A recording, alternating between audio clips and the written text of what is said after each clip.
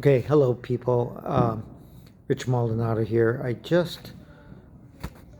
What I'm going to do is a year-end review for the Novaturients podcast. I wanted to do it in podcast form, but right now, since that requires for me the podcast look with the headphones and a real microphone to understand the clarity of the sound that we're recording in. But I'm doing this on my cell phone. I am at my sister's house, my birthday party event. So we already had it, but you could see here a lot of decorations that my sister did for me. Um, Everybody's indoor right now, but really when it's the season 2 ending for Novaturients, and in podcast form, meaning in my other video, it was a rant about people not understanding. But for the Novaturients podcast, what we're talking about, the very word for Novaturient means life, one seeking a life-changing event, a powerful change in their life, and one's behavior, situation, or in successes. So here we are doing this podcast live on my birthday. So I wanted to really get it out tonight as opposed then tomorrow, which is actually New Year's day, because it is year end and I want to parlay that and lay it up into 2025, what has happened in 2024. Again, try to do the podcast today, but there was scheduling conflicts that seemed almost last minute that these things were developing. So Mike Savage had a tight schedule, and by the time we were going to broadcast at 12 noon my time, he's 2 hours away in Texas. That block of time pinned up against other opportunities he had scheduled for later, so there wouldn't have been enough time to do an actual podcast. Most of our podcasts go for an hour. I wanted to spend at least an hour or two going over in review of year 2024 and all that's happened with season 2 of the Novaturients and going into season 3, which is next year. So season 3 Novaturients happening next year.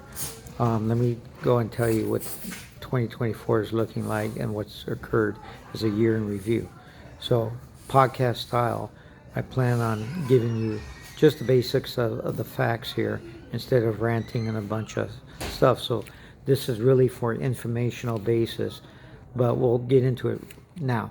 So within the informational stuff that's happened over 2024 during season 2 of the Novaturients, just in case you missed it, here's what's happening in season 2. And we're going to end season 2 at the end of the year, which is the reason why this message has to go out tonight.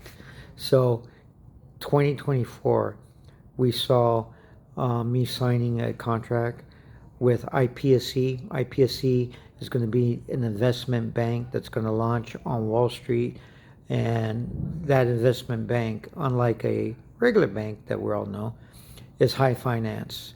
And high finance industry, you move lots of money around. There's investments, there's hedge funds, there's annuities, there's bonds, there's all kinds of securities, the bonds, stocks and bonds, stuff like that. Wall Street, all the capital, venture capitalism that occurs here only in America.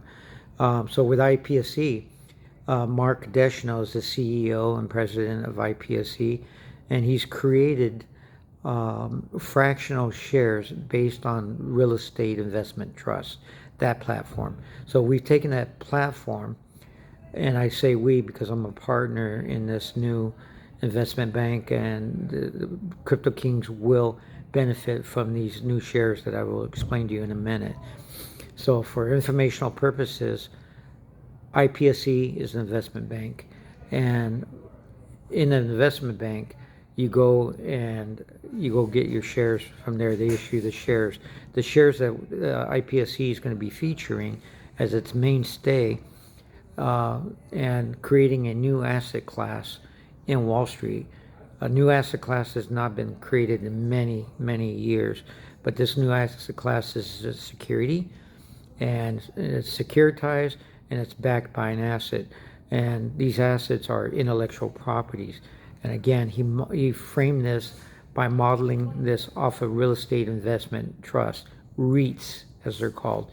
Now, the concept for funding an intellectual property, in this case a movie, several people have tried to do it, and they do it in the form of crowdfunding. Well, if you're in the crowdfunding, it's got its limitations. You're only allowed to raise so much money up to a certain ceiling, and therefore you got to get into other aspects that the SEC regulates, which is your Reg A, Regulation A, Regulation A plus, Reg B, C, and I believe D are the different levels of investment. So the bigger one are Reg A investments, where there are tens and millions and possibly $100 million fundraisers. So with the trying to do it a crowdfunding way, you can't do it. It's not permissible under regulations wise. So really, if you're going to do anything big, you do an IPO, initial public offering. Now, Mark Ducheneau has set the record, I believe, but he's got a record, a history of transactions of creating at least 178 IPOs, and the 179th IPO will be IPSE Bank.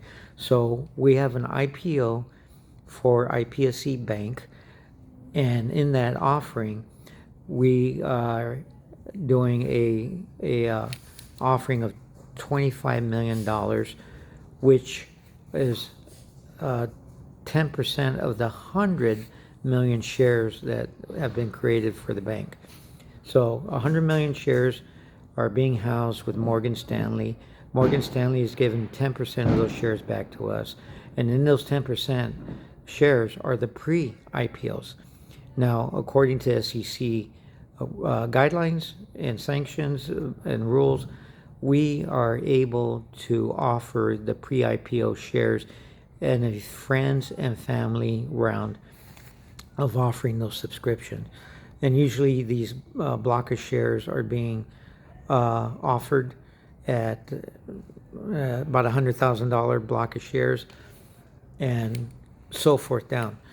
When we go public, those block of shares will be offered publicly, but you'll have to have a licensed broker that you'll have to get with. But on the private side, you can deal with the people that are talking to you about the pre-IPO. Now, it's really important because I see many opportunities for trading, getting into Forex and crypto. A lot of trading programs where you're trading your crypto to increase your position.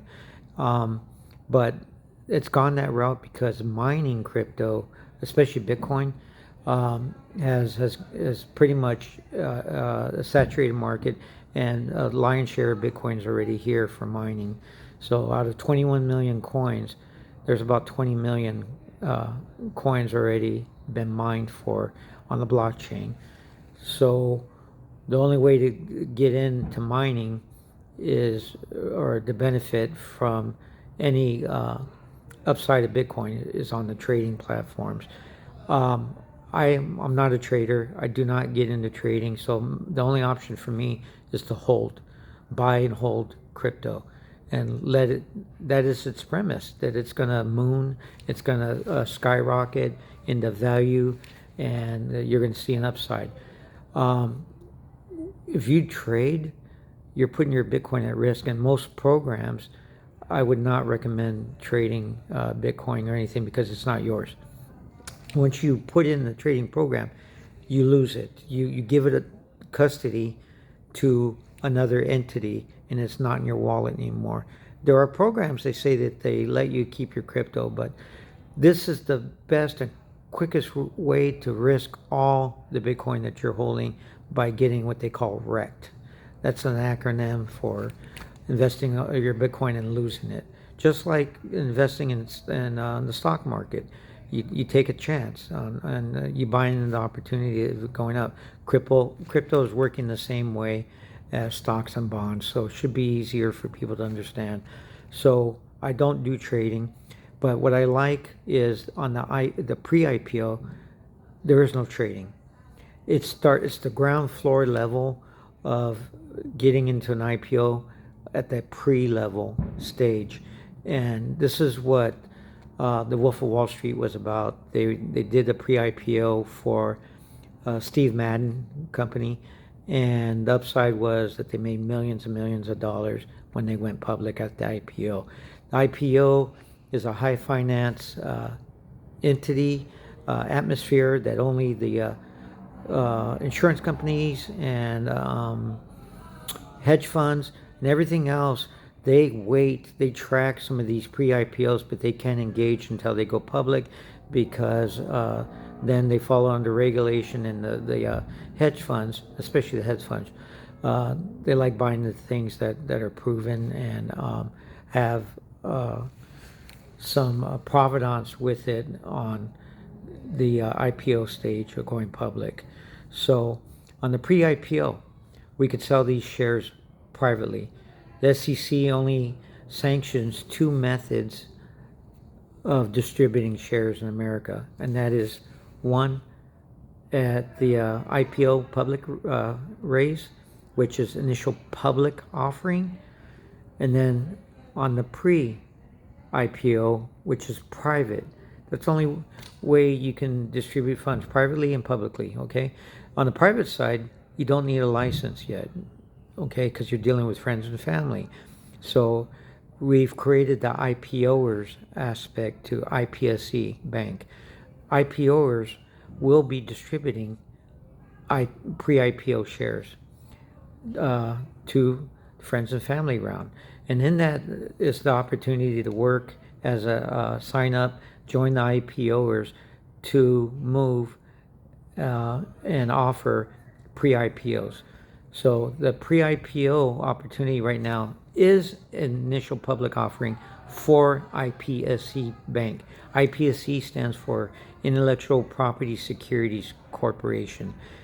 And so that bank's going to offer securities for intellectual property, and CryptoKings will be the first intellectual property to be offered on NASDAQ.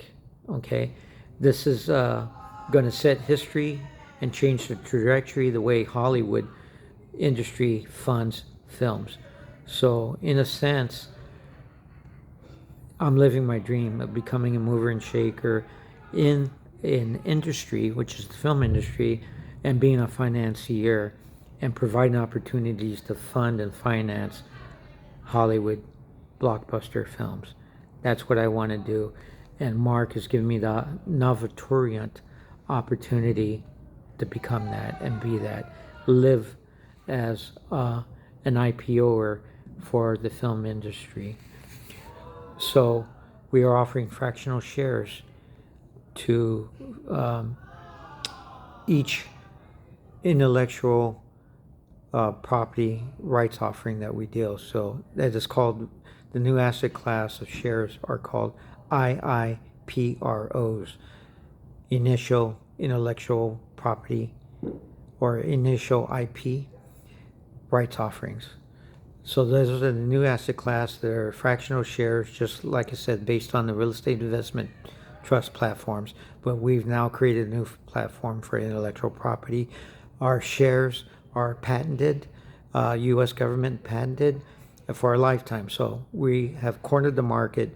No one else is going to be able to duplicate what IPSE can do in offering these shares as an investment bank to accredited investors. So again, CryptoKings movie will be the first publicly listed film offered on NASDAQ in a big way. That the raise is actually $120 million that I've signed a contract for to raise funds through an IIPRO for $120 million. And that includes our the movie production budget, the P&A, which is print or publicity and advertising, all the marketing, and all the distribution. So that's all inclusive. And the beautiful opportunity for me and other filmmakers, it's equity. It's instant equity into the movie project. And so, and the other beautiful thing is I do not have to give away the rights to the film to offer fractional security shares to the investors. The investors of the film will take and profit with me on the box office. So we've already done projections where we've paid thousands of dollars for a pitch deck, and in there we used AI to do the box office projections. Plus I have a private company, marketing company, that has done this privately and done their scenarios. So the way it's going to work is CryptoKings, let's just round down the budget, $100 million funding and financing raise. But you're looking at a $1 billion movie return. So that means there's $900 million of potential profit for investment, for an ROI, return on investment, okay? So that's going to be the big thing. We've already done the projections and know that this movie is not going to be a flop. So all the risk is taken out because AI, and again, a private marketing company has done, I got 2 sources confirming at least $1 billion on the box office. And that's believable because, look, in 2023, what broke the $1 billion mark were animated type movies. You got Super Mario Brothers based off a video game, and Barbie, a doll. Okay, and then Oppenheimer did almost $1 billion, but it was not a globally successful box office return because it's an American story, an atomic bomb. But when you take a video game that's known around the world and a doll icon figure, then you're going to have global mass market appeal. Well, for this year, 2024, again, fantasy movies took the cake there at $1 billion plus in the box office. That's an animated film called Inside Out. Another one's Deadpool. Really, guys? So CryptoKings, somebody laughed at me before I did all this market analysis and invested in all this with my fellow investors. CryptoKings, I promise you, juggernaut, major movie box office hit. The mass market global appeal to CryptoKings movie is Bitcoin and Satoshi Nakamoto. The movie's about both, okay? Also, so it's going to hit all the global markets and easily surpass those fantasy films that somehow got $1 billion box office. CryptoKings is inspired by true events.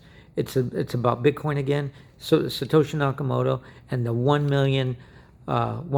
million Bitcoin that's parked on the blockchain by Satoshi and never moved.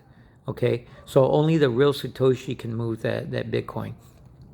So it's a movie about Satoshi's wallet. All right, so it is dubbed the first ever treasure hunt in plain sight. You can see it on the blockchain, you can see it on the internet, but you can't touch it. No one can access that treasure. So it's a treasure hunt in plain sight. It's an action-packed movie on the level of James Bond and John Wick, the movie Born Identity, the movie Taken. It's got all that budget, but at a fraction of the budget. You're talking about $200 to $300 million films. CryptoKings is doing it for $100 million. Okay, so all this stuff is believable. I don't understand why there's a lot of skeptics out there that laugh at this, that scoff at it. Man, I got close friends that are even doubting me, and some of them think I'm an idiot, that I don't know what I'm doing. But this idiot right here has also created a real-world asset, RWA, a token attached to the movie called the CryptoKings token.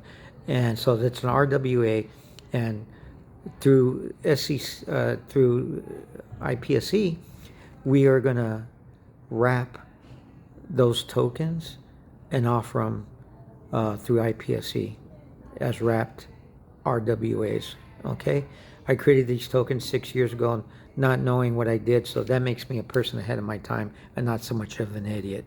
I've become an expert in cryptocurrency.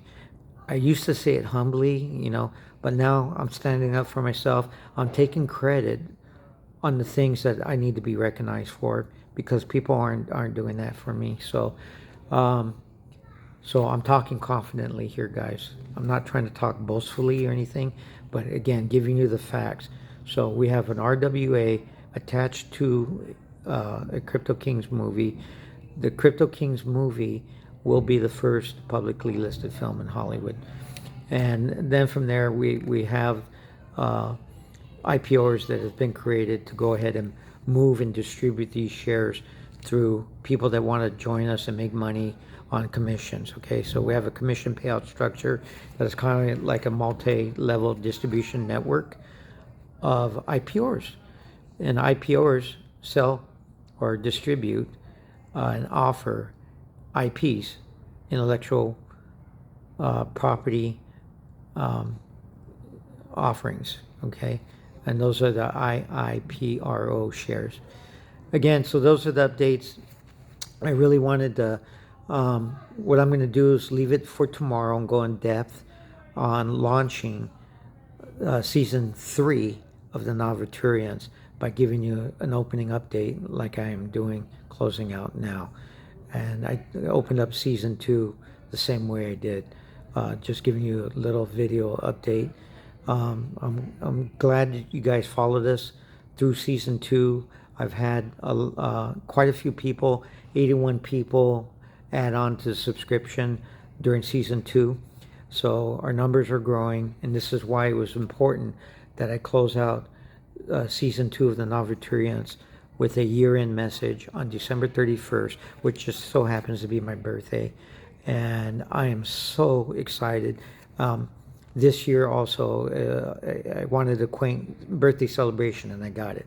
My sister threw it, and I'm on my way to a New Year's Eve celebration, New Year's event. So I got to change out of the silk scarf I'm wearing and go in with a shirt and a leather jacket and change it for a nice a black tie affair suit. So I'll see you guys hopefully tomorrow, if not into the new year for sure, with season 3 of the Novaturients coming.